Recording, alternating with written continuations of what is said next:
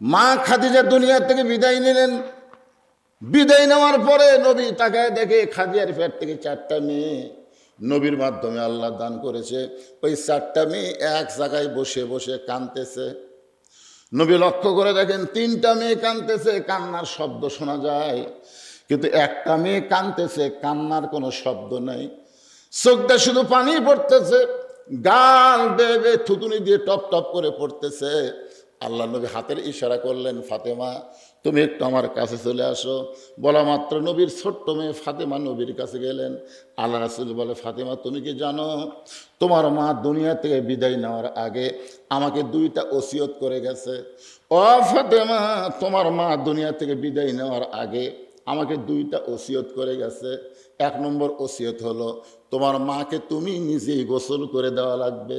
ফাতেমা বলতেছে, বাবা আমার আরও 3টা বোন আছে, তাদেরকে সঙ্গে নিয়ে কি আমার মাকে গোসল করাতে পারবো না? রাসূল বলে, ফাতেমা তোমার মা শুধু তোমার ব্যাপারে একার কথা বলেছে, অন্য কাউকে সঙ্গে নেওয়া যাবে না। 2 নম্বর ওসিয়ত হলো তোমার মাকে তুমি নিজেই কাফনের কাপড় পরাতে হবে, অন্য কাউকে সঙ্গে নেওয়া যাবে না। ফাতেমা কান্দে বলে, বাবা আমার মা 4টা মেয়ে পেট থেকে দুনিয়াতে জন্ম দিল, 3টা মেয়েকে বাদ দিয়ে শুধু আমার ব্যাপারে ওসিয়ত করার কারণ কি? আল্লাহ রাসূল বলে, ফাতেমা রে, এই ওসিয়ত করার কারণ হলো একদিন গভীর রাত্রে ঘুম থেকে চেতন পায়ে দেখি তোমার মা আমার ঘরে নাই। আল্লাহ রাসূল বলতেছে, একদিন গভীর রাত্রে ঘুম থেকে চেতন পেয়ে দেখি তোমার মা আমার ঘরে নেই। আমি আল্লাহর নবী চমকে গেলাম, তাহলে আমার খাদিজা গেল কোন জায়গায়?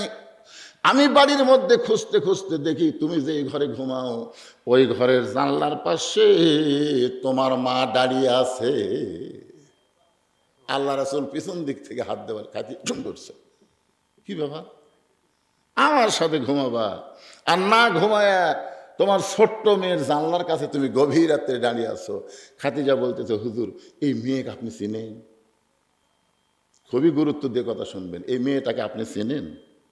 আল্লাহ রাসূল বলে, আমি হলাম বাপ, তুমি হলাম মা, আর আমাদের 2 জনের মাধ্যমেই ফাতেমা, তাহলে চিনবো না? খাদিজা বলতেছে, হুজুর আপনি বাবা তো, আপনি খুব একটা চিনবেন না, কারণ কোন সন্তান কেমন এটা বাবা জানে না, এটা জানে তার মা। জোরে কান সুবহানাল্লাহ। এটা নবীর ক্ষেত্রেও তাই, আমাদের ক্ষেত্রেও তাই। আমাদের যে সন্তানগুলা, এগুলো আমরা কিভাবে বুঝবো কোন? বাবায় আনন্দে মাতিয়া সাগরে ভাসাইয়া সেই যে চইলা যায় খবর লয় না।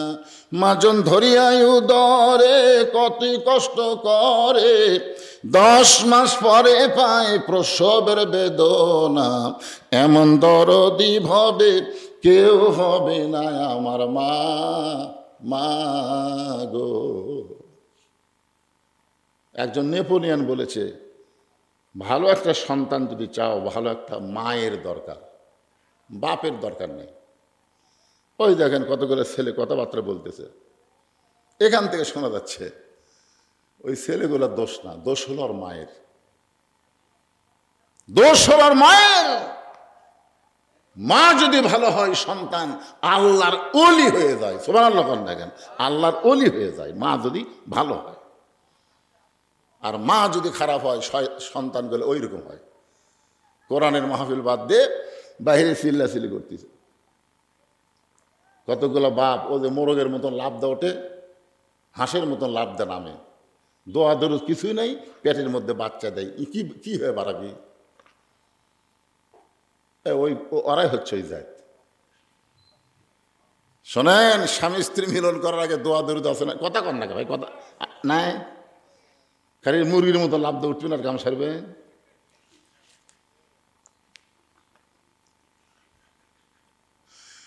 আল্লাহর বান্দা, আল্লাহর নবী বলতেছেন, খাদিজা আপনি কি বুঝাবার চান? খাদিজা বলতেছে, রাসূলুল্লাহ জয়নাব যখন আমার পেটের মধ্যে ছিল, বড় মেয়ের নাম কি? জয়নাব যখন আমার পেটের মধ্যে ছিল, আমার পেটের ওজন হয়েছিল, পেট বড় হয়েছিল। জয়নাব যখন ভূমিষ্ঠ হইল, তখন আমি প্রসব ব্যথা বুঝতে পারলাম। আমার দ্বিতীয় মেয়ে রোকেয়া যখন আমার পেটের মধ্যে ছিল, আমার পেটটা উঁচু হয়েছিল, আমার পেটের ওজন বেড়েছিল। রোকেয়া যখন জন্ম নিল আমি তখন প্রসব ব্যথা পাইলাম। আমার কুলসুমা যখন আমার পেটের মধ্যে ছিল, আমার পেটটা বড় হয়ে গেল। এক সময় কুলসুমা জন্ম নিল, আমি প্রসব ব্যথা বুঝতে পারলাম। কিন্তু আল্লাহর শপথ করে বলতেছি, আমার ফাতেমা যখন আমার পেটের মধ্যে আসলো, আমার পেটটা বড় হইল, কিন্তু পেটের মধ্যে কোনো ওজন আমি আন্দাজ করতে পারলাম না। এই ফাতেমা যখন জন্ম নিল, আমি মা হয়ে বলতেছি আমার কোনো প্রসব ব্যথা নাই। আমি তাকায় দিকে ফাতেমা নিজের ইজ্জত তার কষি হাত দিয়া ঢেকে দুনিয়াতে জন্ম নিয়েছে। আমি মা হইয়া আজও পর্যন্ত ফাতেমার ইজ্জত নিজের চোখে দেখতে পাই নাই। আল্লাহর নবী বলেন, ফাতেমা রে, এই কারণেই তোমার মা ওসিয়ত করেছে তুমি তোমার মাকে গোসল করায় দিবা, একা একাই তাকে কাফনের কাপড় পরায় দিবা। মা ফাতেমা মা খাদিজাকে একা একা গোসল করালেন। গোসল করানোর পরে সে বলতেছে, বাবা এখন তো কাফনের কাপড় পরান লাগবে, কাফনের কাপড়ের ব্যবস্থা কোন জায়গায়? সঙ্গে সঙ্গে আল্লাহর নবী ওই জুব্বাটা টেনে বের করে ফাতেমার হাতে দিয়ে বলে, মা এই জুব্বাটা তোমার মাকে কাফনের কাপড় হিসেবে পরায় দাও। ফাতেমা কান্দের বলে, বাবা মায়ের মুখে গল্প শুনেছি, আপনি যখন আমার মায়ের অধীনে রাখালের চাকরি করতেন তখন আমার মা আপনার এমন কিছু দৃশ্য দেখে আপনাকে স্বামী হিসাবে কবুল করেছে। মক্কার সবচাইতে ধনবতী রমণী আমার মা, সেই মা আপনাকে স্বামী বলে স্বীকার করলো। আজকে সেই মা দুনিয়া থেকে বিদায় নিল। আমার মায়ের জন্যে মক্কার দোকানে নতুন কোনো কাপড় নাই, নতুন কোনো কাপড় না দিয়া এই পুরাতন জুব্বা কেন দিচ্ছেন বাবা? রাসূল বলতেছে, ফাতেমা এই জুব্বা আমি দিচ্ছি না মা, তোমার মা আমার কাছে চাইছে, কারণ এই জুব্বা দুনিয়ার সাধারণ কোনো জুব্বা নয়, এই জুব্বার সঙ্গে আল্লাহর কোরআনের সম্পর্ক রয়েছে। আপনারা বলেন, যার সাথে আল্লাহর কোরআনের সম্পর্ক থাকে তার দাম কম না বেশি? রাসূল দেখলেন এই 10,000 তো কনভার্ট করা খুবই কঠিন। দুই একজন আনন্দ মিছিল করিস না, 10,000 মানে কি? এ মূলে দেখা যায়, ও মূলে দেখা যায় না। সঙ্গে সঙ্গে আল্লাহর নবী 10,000 সাহাবীকে কন্ট্রোল করার জন্য মক্কার নিকটে সবচাইতে বড় একটা কবরস্থান, যে কবরস্থানের নাম হলো জান্নাতুল মাওয়া। এখানে যারা হাজী সাহেব আছেন, হাজী সাহেব নাই এতগুলো মানুষের মধ্যে? একটাও নাই? হ্যাঁ, ও আমি কি করছি শুনতে পাচ্ছেন? আচ্ছা, মানে কাবা ঘর থেকে, এই শোনেন, কাবা ঘর থেকে উত্তর দিকে, কাবা ঘরের উত্তর দিকে 1 কিলো গেলেই, 1 কিলো যাওয়ার পরে একটা বিশাল গোরস্থান, সেই গোরস্থানের নাম হলো জান্নাতুল মাওয়া। আল্লাহ রাসূল সেই গোরস্থানের মধ্যে ঢুকলেন। এখন বলে, নবী যদি গোরস্থানের মধ্যে ঢোকে তাহলে সাহাবীরা কি করবে? ঢুকবে? আল্লাহ কোরআনে বলেছেন, মা আতাকুমুর রাসূলু ফাখুযুহু ওয়া মা নাহাকুম আনহু ফান্তাহু। তোমাদের নবী যেটা করবেন সেটাই করতে হবে, নবী যেটা করবে না সেটা করা যাবে না। তার মানে নবী যদি গোরস্থানের মধ্যে ঢোকে তোমাদেরকেও কবরস্থানে ঢুকতে হবে, আনন্দ মিছিল করা যাবে।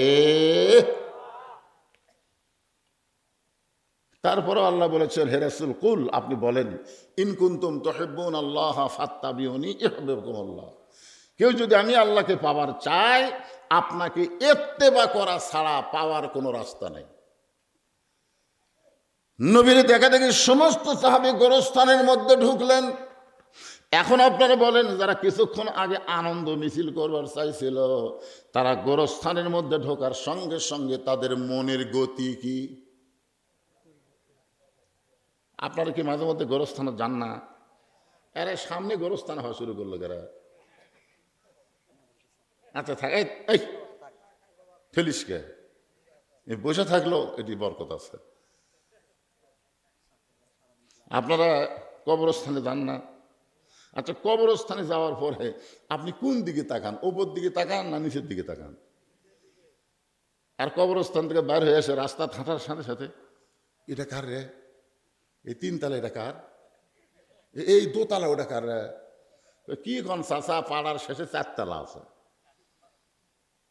মানে যেই রাস্তাতে আসে তখন খালি উপর দিকে তাকায়, আর যখনই কবরস্থানে যাবে তখন তার নজর উপর দিকে থাকবে না, তার নজর চলে যাবে নিচের দিকে, যে আমাকেও যাওয়া লাগবে। এখানে যারা বসে আছেন আপনারা একটা কথা গ্যারান্টি দিয়ে বলতে পারবেন যে হুজুর আমার বাড়ি সবচাইতে নিকটে, আমি আজকে মাহফিল থেকে বাড়ি যাবার পারবই। এরকম এক একটা ছেলে, এই ছেলে পেলে তোমরা পারবে না? কি কথা যে এখান থেকে বাড়ি যাওয়ার গ্যারান্টি আমরা দিবার পারি না, তারপরেও আমাদের মোশান কি? আল্লাহর নবী একটা কবরের কাছে গেলেন, ছোট বাচ্চার মতন ফোফায়া ফোফায়া কান্না শুরু করলেন। এত কান্দে নবী কাঁদতেছেন, নবীর কান্না থেকে সাহাবীরা বললেন, ইয়া রাসূলুল্লাহ, আজকে মক্কা বিজয়ের দিনে আমরা আনন্দ করতে চেয়েছিলাম, আনন্দ তো করতে দিলেনই না। আপনি গোরস্থানের মধ্যে ঢুকলেন, আমরা আপনাকে অনুসরণ করলাম, কিন্তু একটা কবরের পাশে দাঁড়ায় এমন করে আপনি কাঁদতেছেন, এই কবরটা কার? এই সম্পর্কে কি আমাদেরকে বলবেন না? আল্লাহ নবী বললেন, সাহাবীরা রে, এই কবরের মধ্যে যিনি শায়িত আছেন, সর্বপ্রথম এই দুনিয়াতে আমাকে নবী বলে স্বীকার করেছে। এই কবরের মধ্যে যিনি শায়িত, যার কবরের পাশে দাঁড়ায় আমি কাঁদতেছি, এই কবরের মধ্যে যিনি শায়িত তিনি সর্বপ্রথম আমাকে নবী বলে স্বীকার করেছে। রে সাহাবীরা শোনো, এই কবরের মধ্যে যিনি শায়িত আছেন তার উদর থেকে আল্লাহ আমাকে 7টা সন্তান দান করেছে।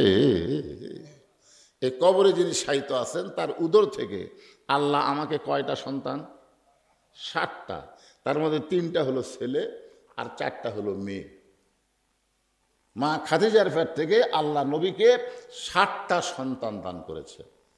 3টা ছেলে, ছেলে 3টা নাম জানে না? না জানলে বলবেন জানি না। নবীর ছেলের নাম জানলে কি গুনাহ হবে না সওয়াব হবে?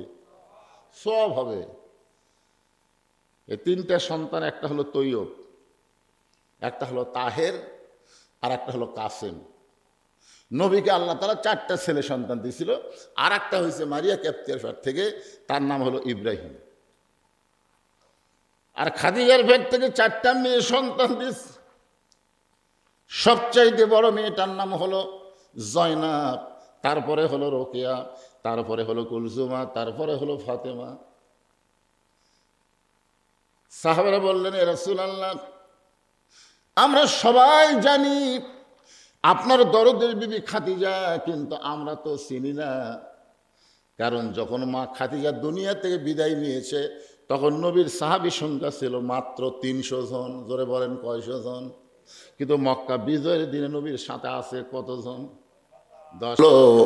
খাদিজা জি, আপনি মৃত্যুকে ভয় করবেন না, আপনি কবরকে ভয় করবেন না, কিন্তু এই 2টা আপনাকে স্মরণ করা লাগবে। জোরে কোন কি করা লাগবে? আপনারা বলেন তো ভয় করব কাকে? আর আমরা আজরাইলের ভয় করি। আগে গজল আছিল, আপনাকে এলাকাতে আসলো কি না? আমাকে এলাকাতে আসছিল, এবারের মতন ফিরে যাও রে আজরাইল, মিনতি করিয়া কই তোমারে রে। এরকম গজল শুনছেন আপনারা? কথা কন না কেন, রাগ করছেন নাকি? শুনছেন? এদিকে হয়নি এরকম গজল? আচ্ছা, একটা লোক আজরাইল আসতেছে, এই গজল যদি কয় আর আজরাইল যদি ফেরত যায়, আপনারা বলেন তো আজরাইলের চাকরি থাকবি? এই জন্য অনেক মানুষ কয়, হুজুর আমার তো খুবই ভয় লাগে। এক বক্তা ওয়াজ করছে, সব দরিয়ার পানি আজরাইলের মাথায় দিলে নাভি পর্যন্ত ভিজবে না, আর এত বড় আজরাইল আমার দান কবজ করবে, হুজুর দেখে তো খুবই ভয় লাগবে। আমি বললাম, যে মওলানা এই কথা শুনাইছে সে তোমাকে মুশরিক বানায় দিছে। কারণ মুসলমানেরা একমাত্র আল্লাহ ছাড়া অন্য কাউকে ভয় করবে না। জোরে কর কথা, ঠিক কথা বলেন। একমাত্র আল্লাহ ছাড়া। মৃত্যুর ভয় নাই, কবরের ভয় নাই, আজরালের ভয় নাই। এগুলোকে আপনারা স্মরণ করবেন, স্মরণ। সাহাবেরা বললেন, এ রাসূলুল্লাহ, মা খাদিজা কবরকে কেমন স্মরণ করতেন? যদি আপনি বলতেন তাহলে আমরা আজ থেকে মরণার কবরকে সেইভাবে স্মরণ করা শুরু করব। সুবহানাল্লাহ। খালি মরণ আর কবরকে যদি আমরা স্মরণ করা শুরু করি, আমাদের দ্বারা কোনো অন্যায় কাজ হবে না, কোনো অন্যায় হবে না। আজকে কত অন্যায় করতেছে। আসরের নামাজ পড়ে জমির ধান দেখবার গেছে, ধান দেখবার যায় দেখে ওপর জমির পানি টলমল করতেছে, নিচে আর জমির পানি নেই। চারিদিকে তাকায় দেখে কেউ নেই, আস্তে করে বসে বিসমিল্লাহ করে জমির আল কাটছে। ওই পানি দিয়ে হাত ধুয়ে আবার দাঁড়ায় বলতেছে আলহামদুলিল্লাহ, কেউ দেখেনি। বহু অন্যায় শুরু হয়ে গেছে এই তেল পাম্পে। ট্যাঙ্কি ভরা তেল আছে, আবার যেটা আছে। এই কয়েকদিন ধরে দেখতেছি মোটর সাইকেল ওলাকের অত্যাচারে আমাদের গাড়ি পর্যন্ত পাম্প ঢুকেন যাচ্ছে না। এর কি এতই তেল লাগে? আর আপনাদের মহাদেবপুরে এতই মোটর সাইকেল। হায় হায়, এই সরস্বতীপুর না কি একটা জায়গা নেই, সরস্বতীপুর, একটা 2 কিলো মোটর সাইকেলের লাইন, এতিমের মতন সব বসে আছে। এই বাপ, এরকে বাপ মা গুলা এই কি করে? এই যে সারা রাত মোটর সাইকেলটা বসে আছে, সুযোগ পাচ্ছে, জানেন, সুযোগ পাচ্ছে। আব্বু তেল আনা লাগবে, এই করে ওরা 4 জন যে মোটর সাইকেলের সাইডে পাড়ে বসে ওরা জুয়া খেলতেছে। জুয়া, জুয়া মোবাইলের জুয়া খেলা হয়, সে জুয়া খেলতেছে। আপনি বলবেন যে আমার ছেলে রাত্রেবেলা বের হবে না। রাত্রেবেলা কি? খালি না দেখার কারণে ছেলে মেয়েগুলো নষ্ট হয়ে গেল। সন্ধ্যার সময় মেয়ে মানুষ দেখতেছে ঘরের মধ্যে হাঁস মুরগি উঠলো কিনা। সন্ধ্যার সময়, সন্ধ্যার সময় পুরুষ মানুষ দেখতেছে গোয়াল ঘরে গরু ছাগল উঠলো কিনা, সন্ধ্যার সময়।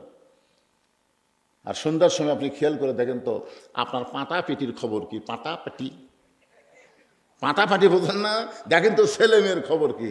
আপনি গোয়াল ঘরের খবর নেন, মুরগির ঘরের খবর নেন, আপনার ছেলে মেয়ের খবর নেবেন না আপনি? বাপ মা শুধু ঠিক মতো যদি সন্তান সন্ততির খবর নিত, আজকে ছেলেরা নষ্ট হতো না। জোরে কোন কথা, ঠিক কিনা? আর সেই খবর কখন নেবেন? মোষ ওঠার পর, মোষ দাঁড়িয়ে ওঠার পরে খবর নিবার গেলে আপনাকে খবর করে দিবে। এই জন্য রাসূল বলেছেন 7 বছর। কয় বছর? 5 আর 2, এই 7 বছর থেকে অক্সাইজ করেন। 7 বছর থেকে, 7 বছর থেকে তালিম দেন, ভালো হওয়ার চেষ্টা করেন। 10 বছর থেকে মেরিয়া পিটা অক্সাইজ করেন। আপনার বাচ্চা ফেরেশতার চাইতেও ভালো হবে। জোরে করার কথা, ঠিক কিনা?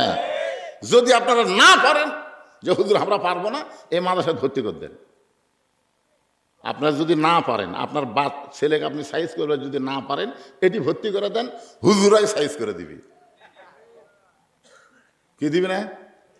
আমার মাদ্রাসা আছে তো, তাহলে কোনো মতে এসে ভর্তি করে দিয়ে দেয়, আর দিয়ে গায়ে হুজুর আপনার হাতে তুলে দিয়ে গেল। তোর বাপ মা যখন চলে গেল, তখন ওই ছেলে হুজুর লিয়ে যায় পেশাবখানাত। আমি কইলাম কে রে, বাপ মা তুলে দিয়ে গেল, পেশাবখানাত কেন? হুজুর আগে এক পেশাব করা শিখার লাগবি, কারণ আমরা যে পড়া ওর হাতত দেবো সেটা ধরবার গেলে তো পবিত্র হওয়া লাগবে। পেশাবখানার যায় কিভাবে যন্ত্র বের করা লাগবে, কিভাবে ধরা লাগবে, কত উপর থেকে নিচে মারা লাগবে, ওটা যেন উষ্টা গাওয়াতে আবার না আসে, এগুলো হাতে কলমে শিক্ষা দিচ্ছে। হাসতেছেন?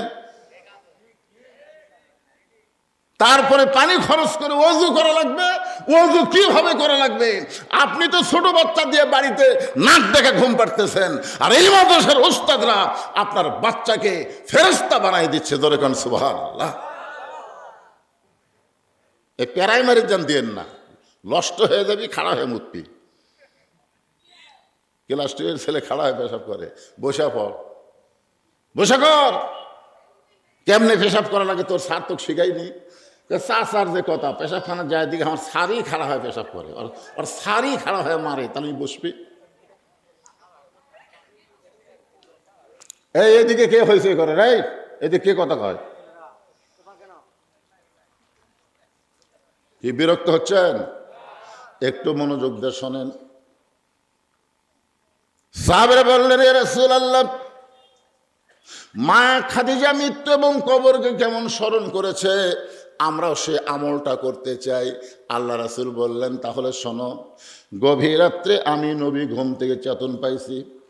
চেতন পাওয়ার কারণ হলো খাদিজাতুল কুবরা আমার ডান হাতখানা বুকের মধ্যে নিয়ে ছোট বাচ্চার মতন ফোঁপায় ফোঁপায় কাঁদতেছে। আমি রাসূল বলি, খাদিজা, দুনিয়ার সবাই ঘুম পাড়ে, আমি নবীও ঘুম পাড়ি, এমন করে আপনি কেন কাঁদতেছেন? খাদিজা বলে, রাসূলুল্লাহ, আপনি যখন ঘুমায় গেছেন, আপনি ঘুমানোর পরে যখন আমি ঘুমের দোয়া পড়তেছিলাম, যারা আমরা এখানে বসে আছি ভাই, ঘুমানোর আগে একটা দোয়া আছে না নাই? পড়েন? ঘুমানোর আগে যে দোয়াটা আছে এটা পড়েন আপনারা? এটা আরবিতে পড়েন, এর বাংলা অর্থ কি? যদি এই ঘুমের দোয়ার বাংলা অর্থ কেউ যদি বুঝবার পারে, সে কোনোদিন এশার নামাজ বাদ দিয়া বিছনায় ঘুমাতে যাবে না। খালি ঘুমের এই দোয়াটার যদি বাংলা অর্থ বোঝে, কারণ এর বাংলা অর্থ আমি মরে যাচ্ছি, আমি মরে যাচ্ছি, আল্লাহ তোমার নামে আমি মরে যাচ্ছি, তুমি চেতন না করা পর্যন্ত আমি নিজের শক্তিতে চেতন হতে পারবো না। তার মানে ঘুমিয়ে যাওয়া মানে মরে যাওয়া। তো মরার আগে কি এশার নামাজ বাদ দিয়ে মরবেন না পড়ে মরবেন? তো যারা এশার নামাজ পড়ে না, এরা ঘুমের দোয়াও জানে না। জানে? তাহলে বলেন তো কি বলতেছেন? আল্লাহুম্মা, বলেন আল্লাহুম্মা বিইসমিকা আমুতু ওয়া আহইয়া। খাদিজা বলতেছে, রাসূলুল্লাহ, এই আমুতু শব্দ উচ্চারণ করার সঙ্গে সঙ্গে আমি দেখতে পাই অন্ধকার কবর, যেই কবরে কোনো দরজা নাই, জানলা নাই, যেই কবরে কোনো বাতি নাই, বালিশ নাই। আপনি বলেছেন সর্বশেষে যেই ব্যক্তি কবরে যাবে, কবরের জগতে তাকে 50,000 বছর থাকা লাগবে। আমি খাদিজা 50,000 বছর অন্ধকার কবরে কেমনে থাকবো, এই চিন্তায় চোখে ঘুম ধরে না। আল্লাহ নবী খাদিজাকে বুকের মধ্যে নিয়ে কপালে একটা চুমা দিয়ে বললেন, খাদিজা, ওই আল্লাহর শপথ করে বলতেছি, ঈমান গ্রহণ করার পরে আপনি আল্লাহর সঙ্গে যে সম্পর্ক গড়ে তুলেছেন, আল্লাহ আপনার কবরকে জান্নাত বানায়া দিবে। আল্লাহু আকবার। আপনারা বলেন তো, যেই কথা নবী বলতেছে যে ঈমান গ্রহণ করার পরে আপনি আল্লাহর সঙ্গে যে সম্পর্ক গড়ে তুলেছেন, আল্লাহ আপনার কবরকে জান্নাত বানায় দিবে। কবর যদি জান্নাত হয়ে যায়, তাহলে 50,000 বছর কি আর 1 কোটি বছর কি কোনো সমস্যা আছে? এরপরও খাদিজা আল্লাহ রাসূলের হাত ধরে কান্না শুরু করলেন। নবী বলতেছেন, খাদিজা, আমি যে বললাম আপনার কি বিশ্বাস হয় না? খাদিজা বলে, রাসূলুল্লাহ, আমার বিশ্বাস হয়, কিন্তু আপনার কাছে যদি আমি কিছু চাই, আপনি কি আমারে দিবেন না? সঙ্গে সঙ্গে নবী 3 বার বললেন, নাউজুবিল্লাহ, নাউজুবিল্লাহ, নাউজুবিল্লাহ। খাদিজা বলে, হুজুর, আমি আপনার কাছে চাই, আপনি নাউজুবিল্লাহ কেন বললেন? রাসূল বলে, খাদিজা, ঈমান গ্রহণ করার পরে আল্লাহ ছাড়া অন্য কারো কাছে চাওয়া জায়েজ নাই। ঈমান গ্রহণ করার পরে আল্লাহ ছাড়া, কথা কয় না, আল্লাহ ছাড়া অন্য কারো কাছে চাওয়া জায়েজ নেই। খাদিজা বলতে যে, হুজুর, আমি আপনার কাছে যা চাবো তা যদি আল্লাহর না থাকে, তাহলে আল্লাহ কেমনে দিবে? নবী চমকে গিয়ে বলতেছে, খাদিজা, আপনি আমার কাছে এমন কি চাবেন যা আল্লাহ দিবার পারবে না? বলে, হুজুর, আল্লাহর কাছে চাইলেও আল্লাহ অনেক কিছু দিবার পারবে না। যেরকম আমরা চাচ্ছিলাম যে সব দেখা হলো শেষ, আগামীতে দেখব আল্লাহর কোরআনের বাংলাদেশ। জোরে কোন কথা ঠিক কিনা? এটা কিন্তু আমরা সব বক্তায় ভোটের আগে চাইছি, কিন্তু হয়নি।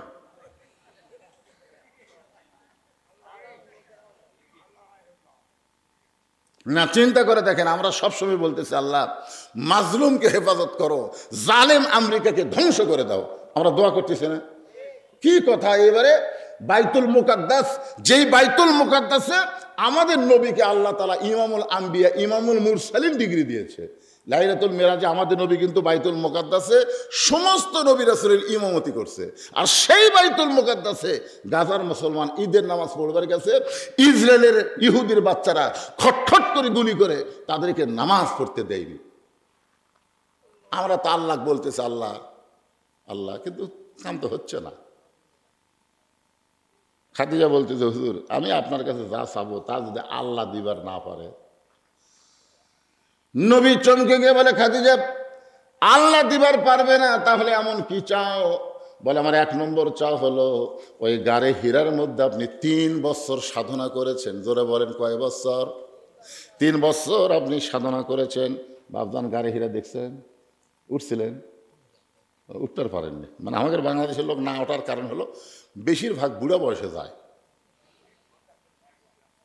মানে আমাদের এলাকার হাজি সাহেবরা মনে করে এমন সময় হজ করার পরে যেন আর পাপ করবার না পারি।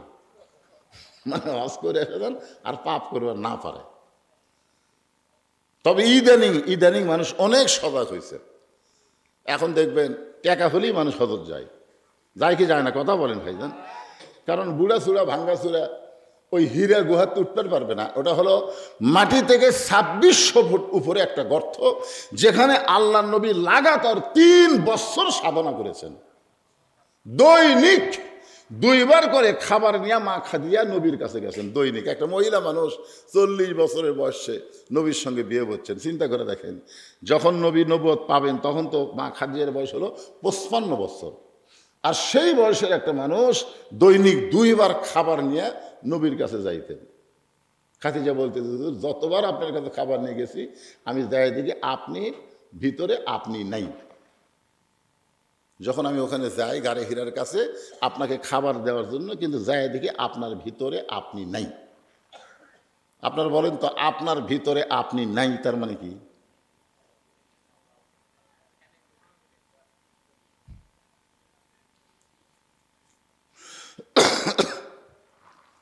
আশি তোলাই শের যদি হয় 40 সেরে মন, মনে মনে মিল না হলে মিলে না ওজন। এলা গান শুনছেন আগে? পাগল মন, মন রে মন কেন এত কথা বলে,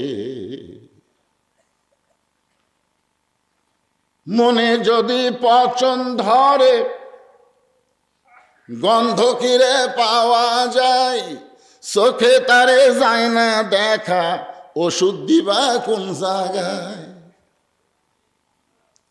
খাদিজা বলতেছে, রাসূলুল্লাহ আমি যখন আপনার গায়ে হাত দেই তখন আপনি ফিরে আসেন, কার সঙ্গে যেন আপনার মিলন হয়। ওগো আল্লাহর নবী, এভাবে দীর্ঘ 3 বছর আমি আপনার কাছে খাবার নিয়ে গেলাম, কিন্তু হঠাৎ আমি খাবার নিয়ে যাওয়ার আগেই আপনি নিচে চলে আসলেন। আমার সকালবেলার খাবার আপনার নিয়ে যাওয়ার সময় আগেই চলে আসলেন। আসার পরে আপনি বললেন, জাম্বিলুনি জাম্বিলুনি, আমাকে কম্বল দিয়ে আবৃত করে দাও, আমাকে কম্বল দিয়ে আবৃত করো। আমি খাদিজা আপনার মাথা আমার উরাতের উপরে নিয়ে আমি কম্বল দিয়ে আপনার গোটা শরীর ঢাইকা দিলাম। কিছুক্ষণ পরে যখন আপনি স্বাভাবিক হলেন তখন আমি বললাম, ওগো আল্লাহর নবী এইরকম করার কারণ কি? আপনি তখন বললেন, খাদিজা রে আর গাড়ি হিরাই যাওয়া লাগবে না, আল্লাহ তাআলা পবিত্র কোরআনের 5টা আয়াত আমার উপরে নাজিল করেছে। আপনি গায়ে থেকে জুব্বাটা খুললেন এবং বললেন, এই জুব্বা পরা অবস্থায় ফেরেশতা জিবরাইল আমার সঙ্গে কোলাকুলি করেছে। এই জুব্বা পরা অবস্থায় কোরআনের 5টা আয়াত আমার উপর আল্লাহ নাজিল করেছে। আপনি জুব্বাটা সুন্দর করে তাকের মধ্যে রাইখা দিলেন। আমি খেয়াল করে দেখি মাঝে মধ্যে আপনি জুব্বাটাকে বের করেন, চুমো খান, আবার সুন্দর করে রাইখা দেন। আমি খাদিজার বড় লোভ হয়েছে, আমি যখন মারা যাব ওই জুব্বাটা আমার কাফনের কাপড় হিসাবে দিয়ে দিবে। ওগো আল্লাহর নবী, কিছুই চাইনি আপনার কাছে, কিছুই চাইনি। মক্কার সবচাইতে ধনবতী রমণী ছিলাম, আপনার আদর্শের কাছে আমি সব তুচ্ছ করে আপনার পায়ে দিয়ে দিলাম। আমার 2 নম্বর চাওয়া হলো, আমি যখন দুনিয়া থেকে কবরে যাব আপনার পবিত্র হাত দিয়া আমার দেহখানা কবরের ঘরে নামায় দিবেন।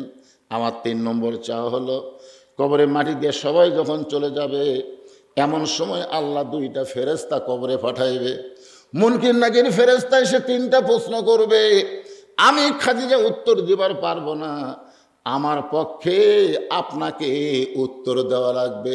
এই তিনটা চাওয়া যদি আপনি পুরা করতে পারেন, তাহলে ওই কবরকে নিয়ে, মরণকে নিয়ে আর আমি কোনোদিন কাঁদবো না। সঙ্গে সঙ্গে আল্লাহর নবী খাদিজাকে বুকের মধ্যে নিয়ে কপালে একটা চুমু দিয়ে বললেন, খাদিজা, ওই আল্লাহর শপথ করে বলতেছি, আমার আগে যদি আপনার মৃত্যু হয়, তাহলে আপনার তিনটা চাওয়াই আমি পুরা করব ইনশাআল্লাহ। লিল্লাহে তাকবীর। এইখানে আল্লাহর নবী একটা মারাত্মক কথা বলছে, যে আমার আগে যদি আপনার মৃত্যু হয়, তাহলে কি বোঝা গেল কে কখন মারা যাবে এটা আল্লাহর নবীও কথা কন, আল্লাহর নবীও। কিন্তু আমাকে চালচলন দেখলে মনে হয় আমরা জানি। নামাজের কথা বললে কয় দেরি আছে ভাই, দেরি আছে ভাই। মসজিদে আজান দিয়ে হাইয়াল সালা হাইয়াল ফালা ডাকতেছে, এরপরও আপনি কি মনে হয় জানেন? আল্লাহ রাসূল বলেছেন, তোমার সবচাইতে নিকটতম জিনিসের নাম কি? তোমার সবচাইতে নিকটে যে জিনিসটা থাকে তার নাম হলো মৃত্যু। মৃত্যুর চাইতে নিকটে কিছুই নেই। অথচ আমাদের চালচলনে মৃত্যুকে আমরা এত দূরে রেখে এসেছি। আল্লাহ রাসূল বলেন, খাদিজা, যদি আমার আগে আপনার মৃত্যু হয়, আপনার তিনটা চাওয়াই আমি পুরা করব ইনশাআল্লাহ। 1300 বছর আগে মুসলমানদেরকে লক্ষ্য করে নাস্তিকেরা এই 6টা প্রশ্ন করেছে। 1300 বছর আগে বিশ্বের মুসলমানদেরকে চ্যালেঞ্জ করেছিল নাস্তিকেরা। বিশ্বের সমস্ত মুসলমানকে চ্যালেঞ্জ করেছে যে মুসলমান, তোমরা যে আল্লাহকে বিশ্বাস করো, তোমাদের আল্লাহ কোথায় আছে আল্লাহ দেখান লাগবে। আমরা আল্লাহকে বিশ্বাস করি না, কথা কন করি কি করি না, তো আল্লাহটা কোথায় আছে এরা দেখান লাগবে। 2 নম্বর প্রশ্ন করেছিল এই নাস্তিকেরা, তোমাদের আল্লাহর ঢপ কেমন? তোমরা তাকে আল্লাহ আল্লাহ জিকির করতে করতে পাগলা হয়ে যাও, সে আল্লাহর ঢপটা কীরকম? 3 নম্বর প্রশ্ন হলো, তোমাদের আল্লাহ কোন দিক হয়ে বসে থাকে? তোমাদের আল্লাহ যে বসে আছে কোন দিক হয়ে, মানিস তাওয়া আলাল আরশ, কোরআনের কথা, যে কোন দিক হয়ে বসে থাকে? 4 নম্বর প্রশ্ন হলো, তোমাদের আল্লাহর আগে এই দুনিয়াতে কে ছিল? 5 নম্বর প্রশ্ন হলো, তোমাদের আল্লাহ দেখতে কেমন? করা হলো 5টা। আর 6 নম্বর প্রশ্ন করছে যে তোমরা বলো তোমাদের নবী নাকি 7 আসমান পাড়ি দিয়ে আল্লাহর আরশে গিয়ে আল্লাহর সাথে মেরাজ করছে, আসমানের কোন দরজা দিয়ে আল্লাহর আরশে গেছে এই দরজা দেখান লাগবে। 1300 বছর আগে মুসলমানদেরকে লক্ষ্য করে নাস্তিকেরা এই 6টা প্রশ্ন করেছে। আমরা যে এখানে পড়তেছি আল্লাযীনা ইউমিনুনা বিল গায়ব, অদৃশ্যের প্রতি বিশ্বাস স্থাপন করো, আমাদের 2 কাঁধে 2টা ফেরেশতা আছে না নাই? আপনারা কোনোদিন দেখছেন? বিশ্বাসও নেই। বিশ্বাস আছে? বিশ্বাস থাকলে ছেলেরা রাত 12টার পরে অশ্লীল ভিডিও দেখতে পারে। ইয়ং ছেলের হাতে যে মোবাইলগুলো আছে, ওরা মতে হাতে দেয়, চারিদিকে তাকায় দেখে কেউ নাই রে, কেউ নাই, কেউ নাই। এখন যদি বিশ্বাস করতো তোমার 2 কাঁধে 2 মোহরি, লেখিতেছেন ডায়েরি, দলিল দেখে রায় দিবে, টাকা পয়সার নাই কারবার, কিরামান কাতিবিনা ইয়ালামুনা মা তাফআলুন। আল্লাহু আকবার। এই যে আয়াতে কারিমা তেলাওয়াত করেছি, সে আয়াতটাকে সামনে নিয়ে আর এই যে 6টা প্রশ্ন, আসলে মুসলমান উত্তর দিবার পারবে কি পারবে না? নাস্তিকেরা বিজয় হবে না মুসলমানের বিজয় হবে? আল্লাহর কোরআন দিয়ে আমরা দেখতে চাই, দেখার দরকার আছে না নাই? কিন্তু যে আয়াতটা তেলাওয়াত করেছি, আল্লাযী খালাকাল মাউতা ওয়াল হায়াতা লিয়াবলুয়াকুম আইয়ুকুম আহসানু আমালা ওয়া হুয়াল আজিজুল গফুর। মক্কা বিজয় হয়ে গেছে। আপনারা আমরা সবাই জানি, গভীর রাত্রে আল্লাহর নবী মক্কা থেকে মদিনায় হিজরত করেছিল। এটা আপনারা জানেন না?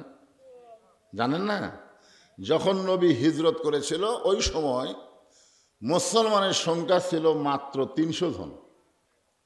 মাত্র 300 জন। কয়শো? মাত্র 300 জন সংখ্যা ছিল মুসলমানের।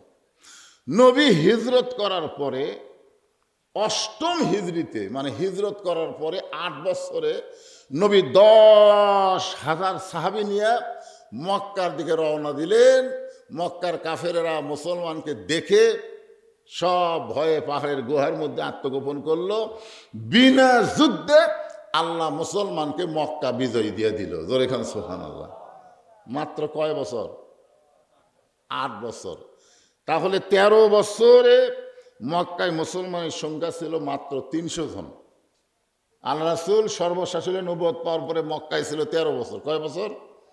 13 বছরে মুসলমানের সংখ্যা হলো 300। আর হিজরত করার 8 বছরের মধ্যেই মুসলমানের সংখ্যা হয়ে গেল 10,000। আপনার বলেন তো কারণ কি? এই ছেলেরাই, কারণগুলো তোমাকে বলা লাগবে, খালি মোবাইল টিপা এক জায়গায় কিভাবে ভিড় করে বসতেছে।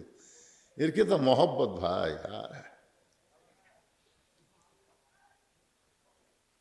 আমাদের বর্তমানে বাংলাদেশে কোন ইসলাম চলতেছে? আপনাকে প্রশ্ন করব, মক্কার ইসলাম না মদিনার ইসলাম? ও আজকে খালি শুনলে হবে না, মাঝে মধ্যে একটু বুঝ মোতাবেক কথাও বলা লাগবে। বর্তমানে আমাদের বাংলাদেশে যে ইসলাম চলতেছে এটা কোন ইসলাম? মানে ঈশ্বরদীর শ্বাসটলে একজন চা খাচ্ছে আর বলতেছে ইসলামও নাই শান্তিও নাই, ইসলামও নাই শান্তিও নেই। তা আমি কাছে যাই বললাম, ভাই ঠিকই বলেছেন, ইসলাম না থাকলে শান্তি থাকবে না। বলে না হুজুর, এটা সেই ইসলাম নয়তো। তাই বললাম তুমি আর কোন ইসলামের কথা বলতেছ? বলে আমাকে মুসলমান পাড়ার ইসলাম হিন্দু পাড়ার শান্তি নিয়ে পলে গেছে। এখন মুসলমানরা খুঁজে দেখে ইসলাম নাই, হিন্দুরা খুঁজতেছে শান্তি নেই। তাহলে ইসলাম আর শান্তি এরা দুইজন গেল কোথায়? তখন সাইড থেকে একজন বলতেছে 14ই ফেব্রুয়ারি ভ্যালেন্টাইন ডে, ওরা বিশ্ব ভালোবাসা দিবসকে পালন করতেছে। কি মনে করতেছেন? এইটুকু যদি আপনারা বলবার না পারেন বর্তমানে বাংলাদেশে কোন ইসলাম চলতেছে, মক্কার ইসলাম না মদিনার ইসলাম, এটাই যদি বলবার না পারেন তো সারা জীবন ওয়াজ শোনা লাভ কি?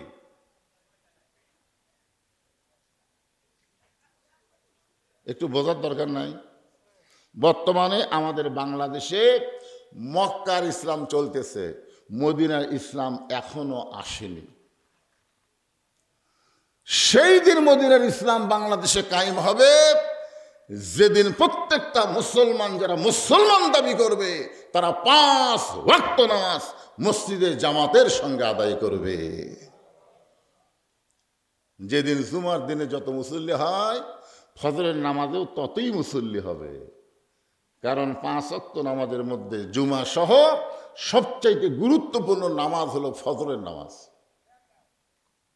অথচ বাংলাদেশে জুমার নামাজে মুসল্লি বেশি হয়, কিন্তু ফজরের নামাজের মুসল্লি কম। আপনাদের এলাকায় মসজিদের খবর কি ফজরের? এর তো বাংলাদেশে ছাত্ররাই পড়ে।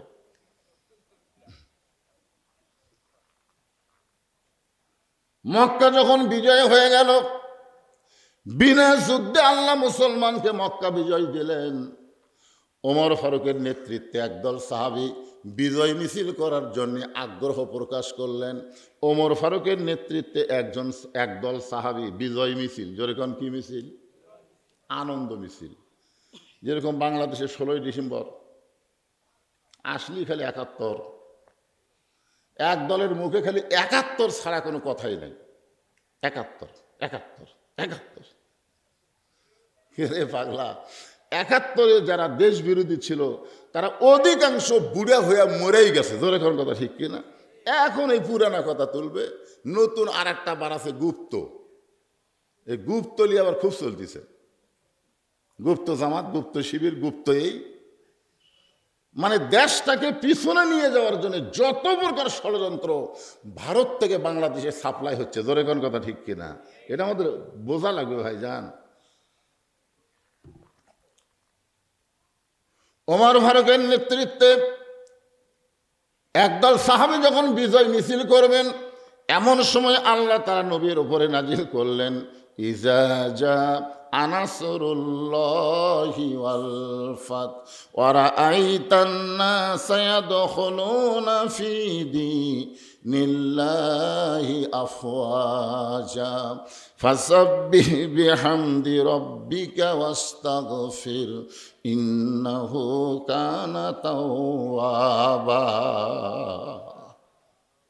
নবীর উপর আল্লাহ তাআলা সূরা নাজিল করে জানাই দিলেন, নবী গো, আপনার সাহাবীরা যে আনন্দ মিছিল করবার চাচ্ছে, এরা মনে করতেছে এরা মক্কা বিজয় করছে।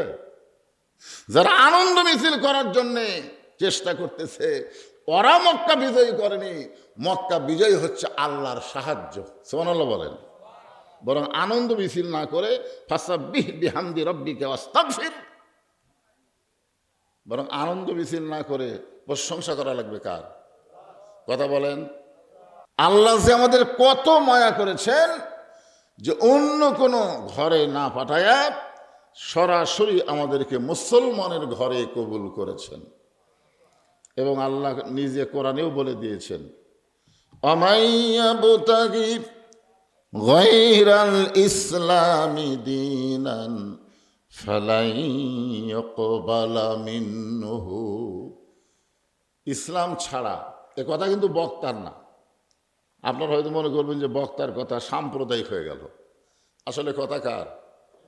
আল্লাহ বলতেছেন ইসলাম ছাড়া অন্য কোনো ধর্ম জীবন ব্যবস্থা কেউ যদি গ্রহণ করে, আল্লাহ বলেছেন কখনোই তা কবুল করা হবে না। আল্লাহর কাছে একমাত্র কবুলযোগ্য ইন্না দীনা ইনদাল্লাহিল ইসলাম। আমরা সেই ইসলামের মধ্যে জন্ম নেওয়া মুসলমান। খুশি না বেজার? খুব একটা মনে খুশি হননি? কি কথা যে আল্লাহ আমাদেরকে দুনিয়াতে হিন্দু বৌদ্ধ খ্রিস্টানদের ঘরে না পাঠায়া সরাসরি আমাদের রুহগুলোকে মুসলমানের ঘরে কবুল করেছেন। এটা যে আল্লাহর কত দয়া। রহমাতি ওয়াসিআত কুল্লা শাইইন ফাসাকতুবুহা লিল্লাযিনা ইয়াত্তাকুন। আল্লাহর দয়া সব জায়গায় বিরাজ করতেছে। সব জায়গায়, সব জায়গায় আল্লাহর দয়া আছে না নাই? আছে। আমেরিকা তো আল্লাহর দয়া আছে যে ডোনাল্ড ট্রাম্প মুসলমানদের হত্যা করতেছে, যে ইসরায়েল ফিলিস্তিনের মুসলমানকে ঈদের নামাজও পড়তে দেয় না, অথচ আল্লাহ সেই আমেরিকায় সেই ইসরায়েলের উপরে রহমত রাখছে। আল্লাহ যদি বলতো যে আমাকে যারা অস্বীকার করে তাদের এলাকায় অক্সিজেন বন্ধ করে দিলাম, কয় মিনিট বাঁচবি? আপনারা বলেন কয় মিনিট বাঁচবি? ওদেরকে তো 5 মিনিটের মধ্যে শেষ করতে পারে। কিন্তু আল্লাহ বলেছেন আমার দয়া সবার জন্যেই দুনিয়াতে থাকবে, কিন্তু আখেরাতে লিল্লাযিনা ইয়াত্তাকুন, কেবলমাত্র যাদের ভিতরে আল্লাহর ভয়, তারা দুনিয়া এবং আখেরাতে উভয় জগতেই বিজয়। জোরে করেন সুবহানাল্লাহ। আমরা আল্লাহর দরবারে শুকর গুজার করছি যে আল্লাহ আমাদের ভাগ্য গুণে আমাদের কপালটা যে এত ভালো যে খালি মুসলমানের ঘরেই যে জন্ম নিলাম তা না, আল্লাহ দয়া করে আমাদেরকে বিশ্ব নবীর উম্মত হিসাবে কবুল করলো। এটা কত বড় দয়া, আপনারা বুঝতে পারতেছেন না। আসলে বিশ্ব নবীর উম্মত হয়ে যে আমাদের কি লাভ আছে আমরা অনেকে বুঝি না, গুরুত্বই দেই না। একবার আদম আলাইহিস সালাম রাস্তা দিয়ে যাচ্ছিলেন, যাওয়ার সময় দেখে তার বেটা শীষ আলাইহিস সালাম বসে আছে, কিন্তু বসার সাইজ নাই। আপনার বলেন তো বসার একটা সাইজ আছে না নাই? এর আগে হাসিনা বসাই বলছিল 41 সালের আগে আমার তোলে কে। এখন আবার বিএনপি বসাই বলতেছে 47 সাল। বুঝছেন, বসারও কিন্তু একটা সাইজ আছে। আমি যেখানে বসে গেছি বসেই থাকবো, কি ওটা লাগবে না? লাগবে কি লাগবে না? হ্যাঁ, বসার সাইজ আছে। আদম আলাইহিস সালাম দেখে বেটা শীষ বসে আছে, কিন্তু সাইজা বসার সাইজ নেই। তা আদম আলাইহিস সালাম বললেন, বাবা শীষ, তুমি সাইজা বসার কারণ কি? বলে কারণ হলো 3টে। কয় কারণ? 1 নম্বর কারণ হচ্ছে আমার বাবা আল্লাহর নবী। 2 নম্বর কারণ হলো আমি নিজেও আল্লাহর নবী। 3 নম্বর কারণ হলো আমি দুনিয়াতেই বউ পাইছি জান্নাতের হুর। কয় কারণ? খেয়াল করছেন? বাপ কি? আল্লাহর নবী, নিজেও আল্লাহ নবী আর বউ পাইছে জান্নাতের হুর। আদম নবী চোখের পানি বের করে বললেন, নবীর বেটা নবী না হইয়া বেহেশতের হুরের স্বামী না হইয়া আখিরি জাহানের পয়গম্বরের উম্মত যদি হতে পারতে তোমার জীবন ধন্য হয়ে যেত। আখিরি জাহানের পয়গম্বর বলতে আদম নবী কাকে বুঝাইছে? কথা কয় না। আখিরি নবী বোঝেন না?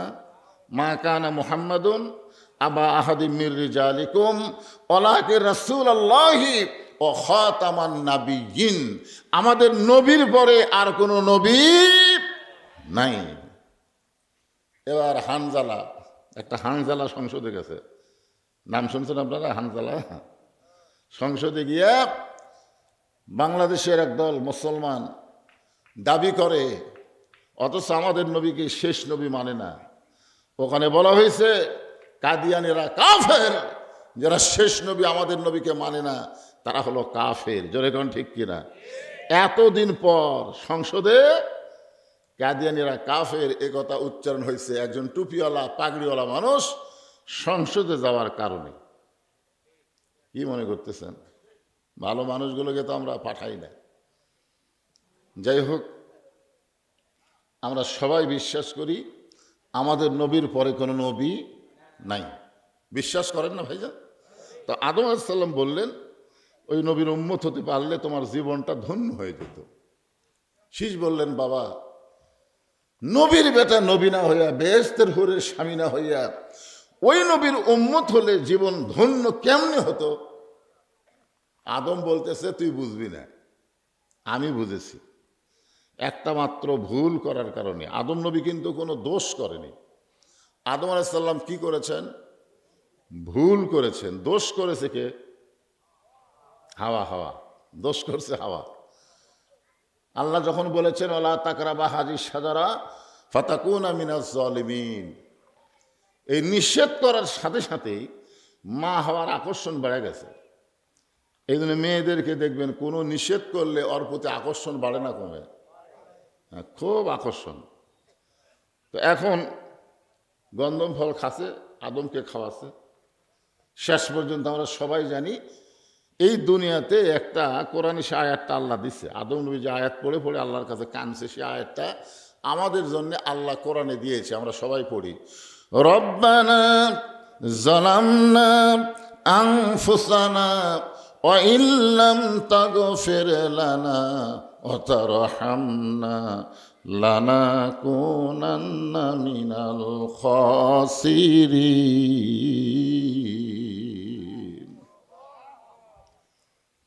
কানতে কানতে দুই চোখের পানি পড়তে পড়তে গোস্ত পচে গেছে।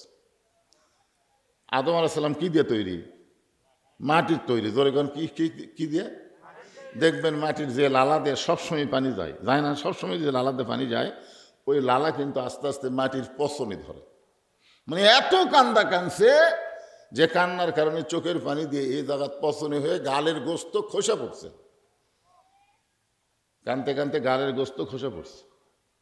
আদম আলাইহিস সালাম এক সময় পানি পান করতে গেছে। পানি পান করতে গিয়ে সাগরের কিনারে যখন পানি পান করবে, তখন এই নিজের চেহারা দেখে চমকে উঠছে। নিজের চেহারা দেখেই চমকে উঠছে, কে রে, আমি আদম এত সুন্দর। আসলে আদম যে সুন্দর এ কথা কোরআনে আছে না নাই? আল্লাহ 4টা শপথ করছে, অতীন ওয়াজাইতুন অতুরি সিনিন ওয়াহাজাল বালাদিল আমিন। তারপরে আল্লাহ বলতেছেন, লাকাদ খালাকনাল ইনসানা ফি আহসানি তাকবীম। আল্লাহু আকবার। আহসান, এই চেহারাটা এত সুন্দর, সুবহানাল্লাহ বলে। আর কানতে কানতে গোস্ত খোসা পড়ে গেলে হাড্ডি দেখলি কি হয়? এ জায়গায় গোস্ত না থাকে যদি হাড্ডি বের হয়। আদম বললেন, আল্লাহ, এত কান্না কাঁদলাম, তারপরে আমার তওবা কবুল হয় না। আল্লাহ বলে, আদম, শুধু কাঁদলে হবে না, কাঁদার মতো কান্না করা লাগবে। আমরা বাংলাদেশে কিন্তু কান্দি, কিন্তু যখন কান্দা দরকার তখন কান্দি না। কান্দারও সাইজ আছে না নাই?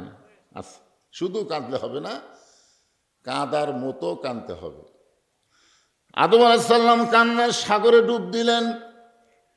ডুব দিলে ডুবারও হবে, মণি মুক্তা খুঁজে পাবে, পুরা হইবে মনস্কাম।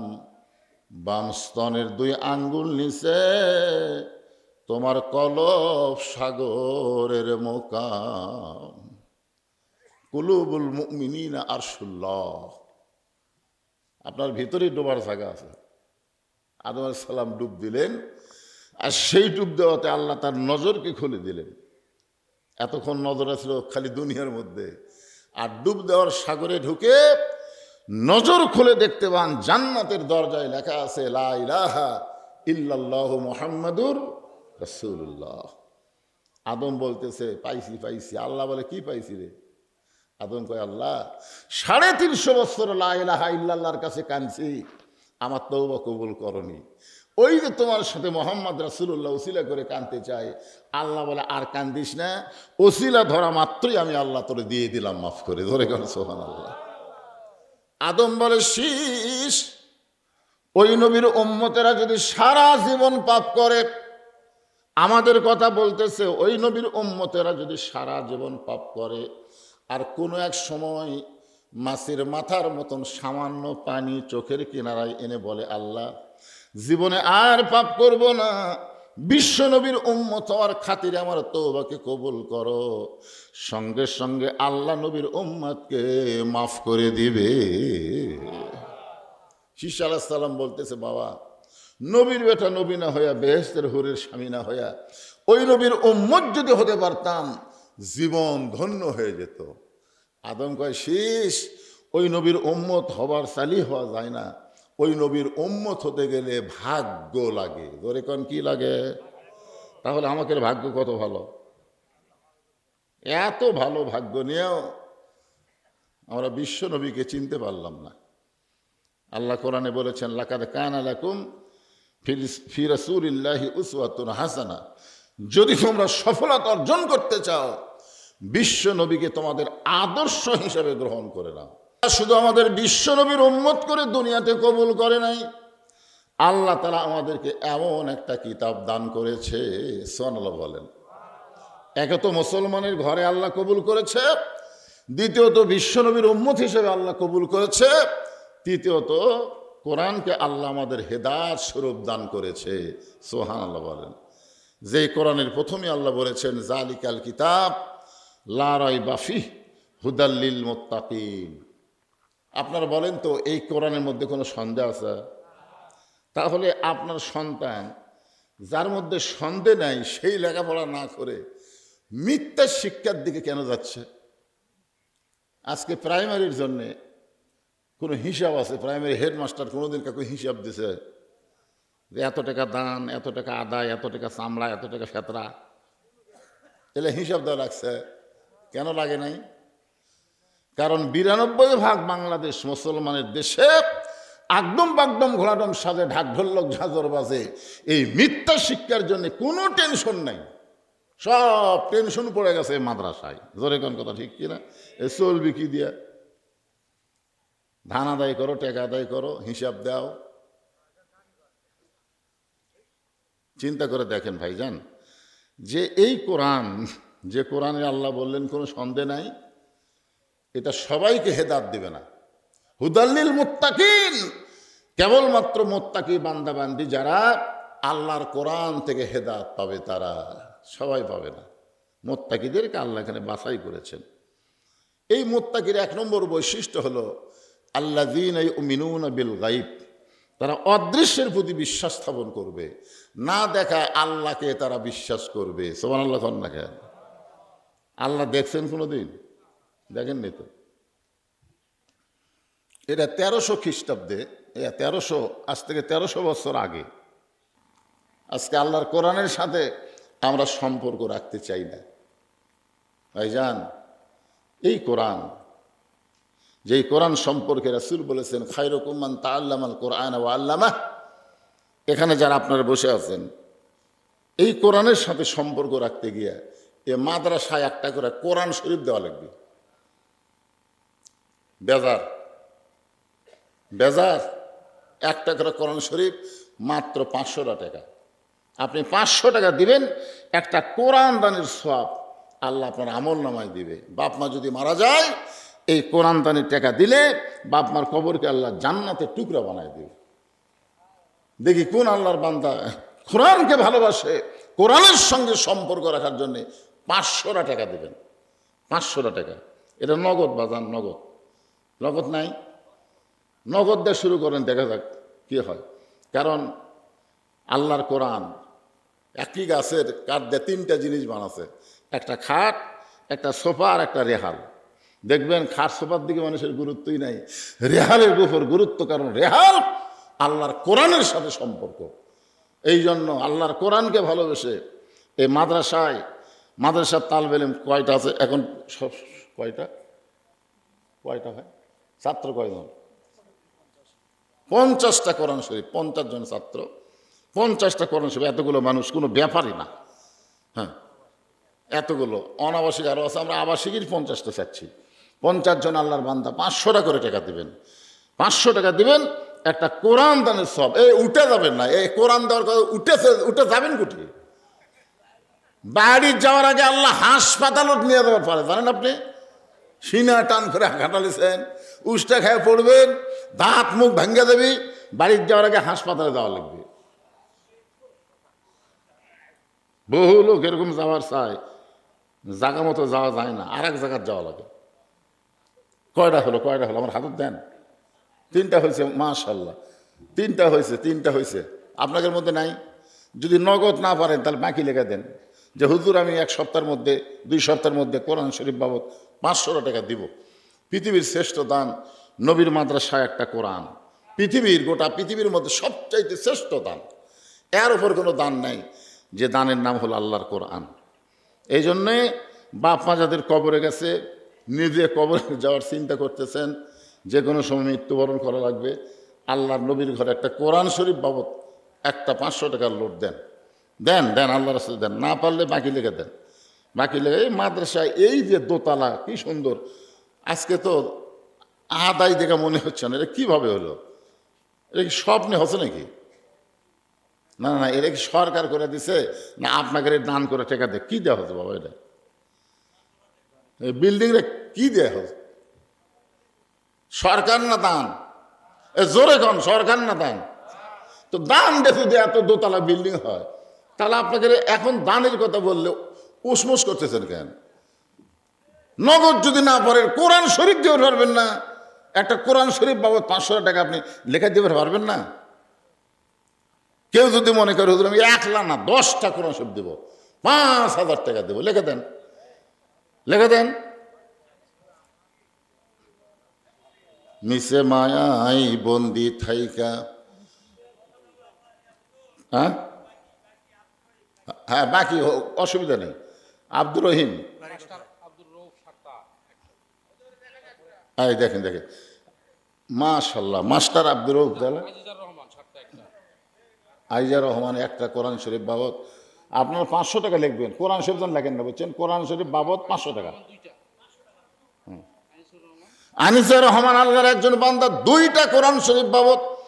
আপনি যদি উঠে যাচ্ছেন, আপনার ওটা দেখে যে কয়টা লোক উঠবে, আল্লাহ যেই লোক সর্বোত্তম মাহফিল থেকে উঠে যাওয়ার নিয়ত করলো, ওর দেখা দেখি যত লোক উঠবে, প্রত্যেকটা লোক ওটার পাপ যেন আল্লাহর কান্দর দেয়।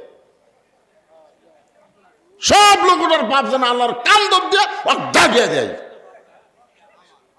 মাদ্রাসার জন্য কোরআন শরীফ চাওয়া হচ্ছে, আপনি উৎসাহ না দিয়ে উঠে চলে যাচ্ছেন।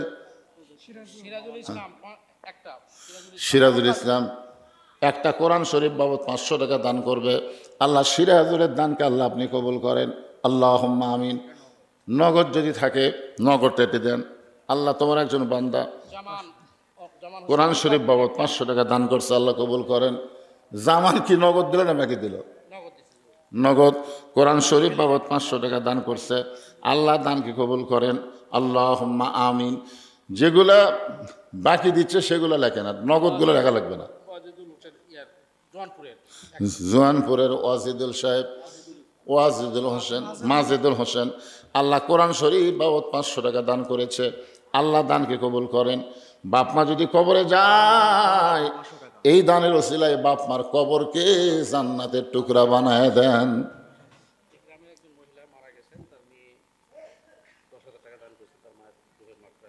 নাম কোন? শিরিন সুলতানা। উনি দান করছেন, উনি মারা গেছেন। ওনার মেয়ে মাকে কত ভালোবাসে, 10,000 টাকা, জোরে বলেন মারহাবা।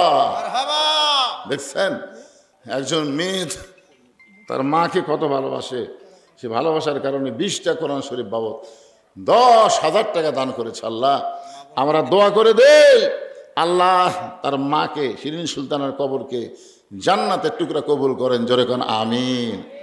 আমার মায়েরা কি বসার কোনো ব্যবস্থা করছেন মায়েদের? তো মায়েদের ওখানে গেলে তো অনেক দান করবে, কারণ আজকে মা খাদিজার ওয়াজ হচ্ছে, ফাতেমার ওয়াজ হচ্ছে, মায়েরা তো খুশি হয়ে গেছে। মিজানুর 2টা কোরআন শরীফ বাবদ 1,000 টাকা দান করবে। আল্লাহ মিজানুরের দানকে আল্লাহ আপনি কবুল করেন। আল্লাহুম্মা আমিন। আলহাজ কলিমউদ্দিন কি খাফরা কি দিল? একটা কোরআন শরীফ বাবদ 500 টাকা দান করেছে। আল্লাহ দানকে কবুল করেন। আল্লাহুম্মা আমিন। মাদ্রাসার যিনি ম্যানেজিং কমিটির সভাপতি, মাদ্রাসার যিনি সভাপতি, মাদ্রাসার সভাপতি নাই, এই মাদ্রাসার সেক্রেটারি, এই মাদ্রাসার কেশিয়ার, এই মাদ্রাসার অবশ্যই একটা কমিটি আছে, আছে না নাই? এই কমিটিগুলো দূরে থাকার কারণে আদায় কম দূরে হয়। হ্যাঁ হ্যাঁ,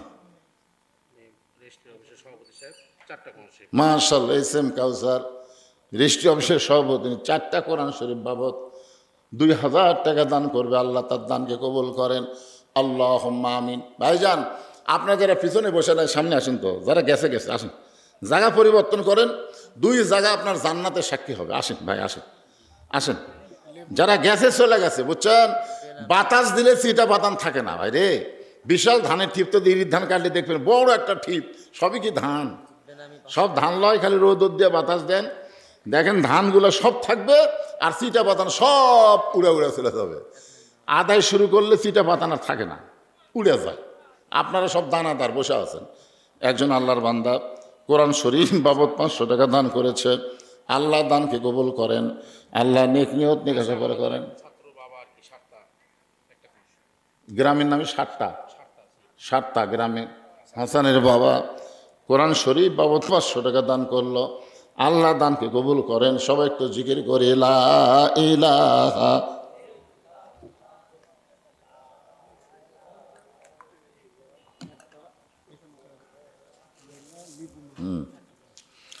এখানকার মহিলার লেবু নাম, মহিলার নামে লেবু, কোরআন শরীফ বাবদ 500 টাকা দান করলো।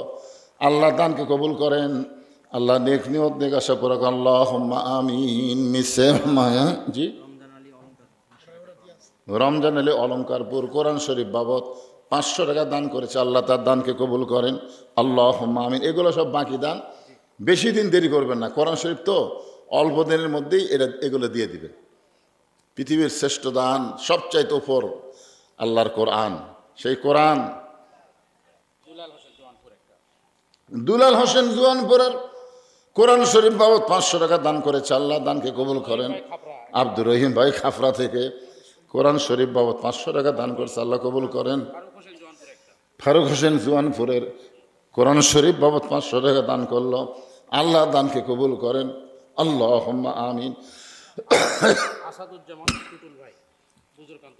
আসাদুজ্জামান টুটুল ভাই বুজুরকান্ত থেকে একটা কোরআন শরীফ বাবদ 500 টাকা দান করছে। আল্লাহ কবুল করেন। আল্লাহুম্মা আমিন।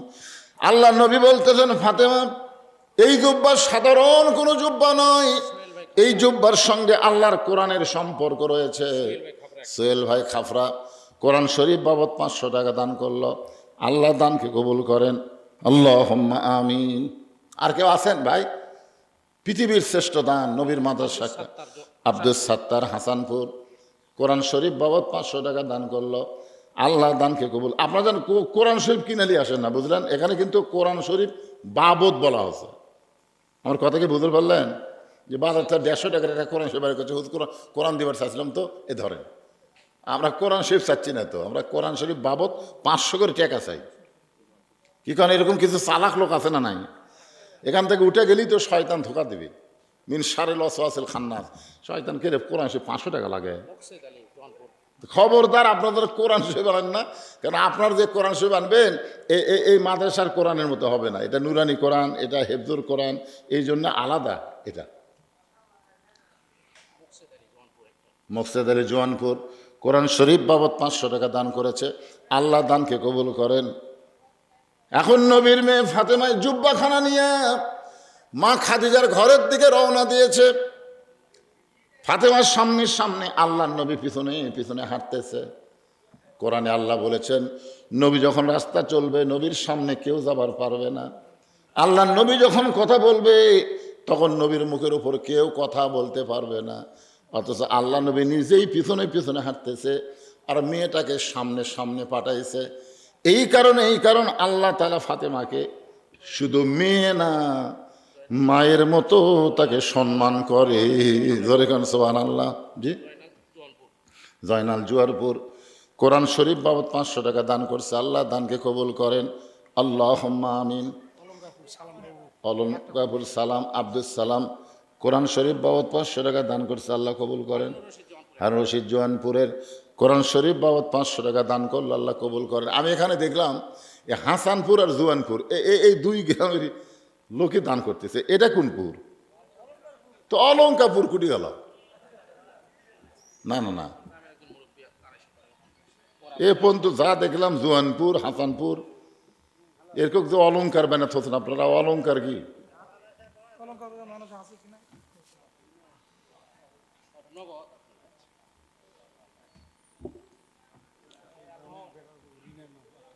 রিনা নাম, রিনা লেখো একটা কোরআন শরীফ বাবদ 500 টাকা দান করবে। বেটার বউ ফাতেমা যখন জুব্বা নিয়ে খাদিজার ঘরের মধ্যে ঢুকছে, এমন সময় আল্লাহর নবী দরজা বন্ধ করে দিলেন। কিছুক্ষণ পর ফাতেমা দরজা খুললো। নবী তাকায় দেখে ফাতেমা মুস্কি মুস্কি হাসতেছে। নবী চমকে গেলেন, আশ্চর্য হয়ে বললেন, ফাতেমা তুমি কাঁদতে কাঁদতে জুব্বা নিয়ে তোমার মাকে পরানোর জন্য ঢুকলে কাফনের কাপড়, আর তুমি হাসতে হাসতে দরজা খুললা। ফাতেমা বলতেছে, বাবা কাঁদতে কাঁদতে কেন ঢুকলাম এটা আপনি জানেন, হাসতে হাসতে দরজা কেন খুললাম এটাও আপনি জানেন। রাসূল বলে, ফাতেমা তুমি কাঁদতে কাঁদতে ঢুকলে এটা আমি জানি, কিন্তু হাসতে হাসতে দরজা খুললা এটা আমি জানি না। এখান থেকে বোঝা গেল আমাদের নবী গায়েব জানে না। যেরকম কি জানে না? গায়েব জানে না। বলতে যে ফাতেমা তুমি কাঁদতে কাঁদতে ঢুকলে এটা আমি জানি, কারণ মেয়ে তার মাকে কাফনের কাপড় পরাবে, অবশ্যই কাঁদবে, অবশ্যই কাঁদবে, কিন্তু হাসতে হাসতে দরজা খুলবে এটা তো আমি রাসূল জানি না। ফাতেমা বলতেছে, বাবা আমি যখন আপনার জুব্বা আমার মাকে পরাবার গেছি, আপনার এই জুব্বা গারে হীরার জুব্বা যখন আমার মায়ের শরীরে পরাবার চাই, ইয়ানজুরু বিনুরিল্লাহ, আমি নূরের চোখে তাকায় দেখি আমার মায়ের শরীরে আল্লাহ জান্নাতের পোশাক পরায়া দিছে। সঙ্গে সঙ্গে আল্লাহ নবী দরজায় বসে বললেন, মাটির উপরে হাত দিয়া ছোট বাচ্চার মতন কান্না শুরু করে দিলেন। ফাতেমা বলে, বাবা আপনি কি খুশি হতে পারেন নাই? আমার মায়ের শরীরে আল্লাহ জান্নাতের পোশাক পরাইয়া দিছে, এইটা শুনে আপনি খুশি না হয়ে কেন কাঁদতেছেন? আপনি কেন কাঁদতেছেন? আল্লাহ রাসূল বলে, ফাতেমা এই কান্না দুনিয়ার কোনো কষ্টের কান্না নয়, এই কান্না হলো আমার জীবনের আনন্দের কান্না। সর্বপ্রথম যে মহিয়সী নারী আমাকে নবী বলে স্বীকার করেছে, আমার মনে হয় এই পুরস্কারে আল্লাহ তাকে জান্নাতের পোশাক পরায়া দিছে। আল্লাহর নবী নিজের হাতে খাদিজাকে কবরের ঘরে নামায়া দিচ্ছেন। চোখ দিয়ে দর দর করে পানি পড়তেছে। আবু বকর বলে, ইয়া রাসূলুল্লাহ, হুজুর আপনি যদি এমন করে কাঁদেন, এমন করে কাঁদেন তাহলে আমরা সহ্য করব কেমনে? রাসূল বলে, সাহাবীরা শোনো, আমি যখন কলেমার দাওয়াত দেওয়া মক্কা থেকে শুরু করলাম, রাতের বেলা দাওয়াতের কাজ করতাম, আমি যাইতাম নির্দিষ্ট সময় হয়তো, কিন্তু ফিরে আসতাম তার কোনো নির্দিষ্ট সময় ছিল না। কোনোদিন রাত 1টা, কোনোদিন 2টা, কোনোদিন 3টা। ওই আল্লাহর শপথ করে বলতেছি, আমি কোনোদিন খা খা শব্দটা উচ্চারণ করতে পারি নাই। আমি খাদিজাকে ডাক দিব তো কি, খা বলার আগেই খাদিজা দরজা খুলে দেয়। আমি নবী চমকে গিয়ে বলি, খাদিজা আপনি যে আসা মাত্রই দরজা খুলে দেন, আপনি কি ঘুমান না? বলে, হুজুর আপনি যখন কলেমার দাওয়াত দিতে বের হয়ে যান, আমিও আপনার সঙ্গে যাবার চাই, কিন্তু আপনি আমাকে নেবেন না, এই কারণে দরজার সঙ্গে নাকটা লাগা আমি দাঁড়িয়ে থাকি। আপনি যখন দাওয়াত দিয়ে ফেরত আসেন, আপনার দেহের মেশকাম্বর সুগন্ধর বুঝতে পেরে আমি দরজা খুলে দেই। রাসূলুল্লাহ বলে, খাদিজা তাহলে কি আপনি কোনো দিন ঘুমাবেন না? খাদিজা বলে, হুজুর ওই দিন একলা ঘুমাবো যেদিন আমার মৃত্যু হবে। যতদিন জীবিত না থাকবো আপনাকে বুকে না নিয়ে আমি কোনো দিন ঘুমাবো না। রাসূল কান্দার বলে, আবু বকর আমার খাদিজা আজকে কবরে একলাই ঘুমায় গেছে, আমার মন চাইলেও আমি খাদিজার সঙ্গে ঘুমাবার পারতেছি না। কবরে মাটি দিয়ে সবাই যখন চলে যায়, এমন সময় আল্লাহর নবী খাদিজার কবর ছাড়েন না, ঘন্টার পর ঘন্টা চলে যায়। আল্লাহ বলে, হাবিব সবাই মাটি দিয়ে চলে গেল খাদিজার কবরে, অথচ আপনি খাদিজার কবর ছাড়েন না। রাসূল বলে, আল্লাহ আপনি সবে জানেন, খাদিজার কবরে কি মুনকির নাকির পাঠাবেন না? উত্তর দিবার পারবে না। খাদিজার পক্ষে আমি একটু নবী উত্তর দিবার চাই। আল্লাহ বলে, হাবিব তাহলে শোনেন, আপনি শুধু খাদিজাকে ভালোবাসেন এটা মনে করবেন না, আমি আল্লাহ ও খাদিজাকে ভালোবাসি। আপনি যেমন ভালোবাসেন আমি তার চাইতে অনেক বেশি। নবী বলে, আল্লাহ আপনি খাদিজাকে ভালোবাসার আমল কি? আল্লাহ বলে, সবচাইতে বড় আমল হলো যে ব্যক্তি দুনিয়াতে মরণ আর কবরকে স্মরণ করে, দুনিয়াতে মরণ আর কবরকে স্মরণ করে কবরে যাওয়ার আগেই চোখের পানি দিয়া যারা বালিশ ভিজায় দেয়, তারা দুনিয়ার পাগল হয় না, তারা আল্লাহর পাগল পাগলি হয়ে যায়। আর আল্লাহর পাগল যারা হয় তাদের উত্তর মুনকির নাকির দেওয়া লাগবে না, স্বয়ং আল্লাহ তাআলাই বান্দা বান্দির পক্ষে দিয়ে দেয়। আজকে যারা এখানে বসে আছি ভাইজান, আল্লাযী খালাকাল মাউতা ওয়াল হায়াতা লিয়াবলুয়াকুম আইয়ুকুম আহসানু আমালা ওয়া হুয়াল আজিজুল গফুর। মৃত্যুর কথা আল্লাহ আগে বলেছেন যে আমি আল্লাহ মৃত্যু এবং হায়াতকে সৃষ্টি করেছি, যে কোনো সময় আমাদের মৃত্যু হবে। রাসূল বলেছেন, ফজরের নামাজ পড়ার পরে জোহর পর্যন্ত তুমি বাঁচবে এই গ্যারান্টি দিও না, হতে পারে জোহরের আগেই তোমার মৃত্যু হবে। তাই জীবনের শেষ নামাজ মনে করে ভালো করে ফজরটা পড়ো। জোহরের নামাজ যখন আদায় করবা মনে করবা এটাই তোমার জীবনের শেষ নামাজ। পাড়াপাড়ি করো না, ধারাধারি করো না, নামাজের মধ্যে সময় অল্প দিও না, বরং সুন্দর করে নামাজ পড়ো।